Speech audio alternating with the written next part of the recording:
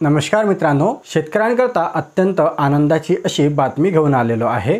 मित्रांनो, पीएम किसान सन्मान निधी योजनेअंतर्गत शेतकऱ्यांच्या खात्यावरती वार्षिक 6000 रुपये असे 3 टप्प्यामध्ये जमा करण्यात येते।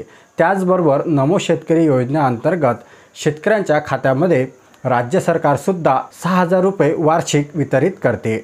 मुख्यमंत्री देवेंद्रजी फडणवीस यांनी एका कार्यक्रमादरम्यान ही घोषणा केलेली आहे। नमो शेतकरी योजनेअंतर्गत जे तुम्हाला हप्त्याला 2000 रुपये वितरित केल्या जात होते, त्याच्या ऐवजी आता 2000 ऐवजी तुम्हाला आता 3000 असे म्हणजे एकूण वार्षिक 9000 शेतकऱ्यांच्या खात्यावरती वितरित करण्यात येणार आहे। आणि पीएम किसान सन्मान निधी योजनेचे 6000 रुपये असे एकूण शेतकऱ्यांच्या खात्यावरती वार्षिक 15000 रुपये वितरित करण्यात येईल, अशी घोषणा देवेंद्रजी फडणवीस यांनी एका कार्यक्रमादरम्यान केलेली आहे।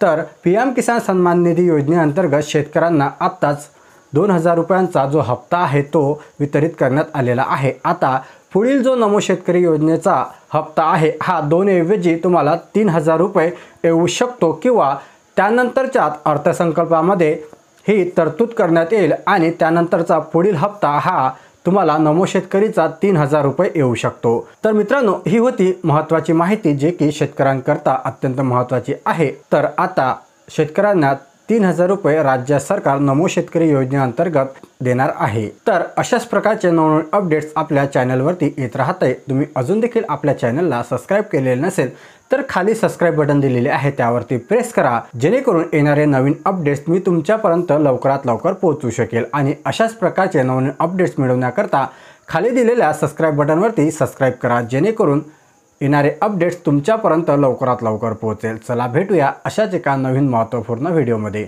तोपर्यंत धन्यवाद।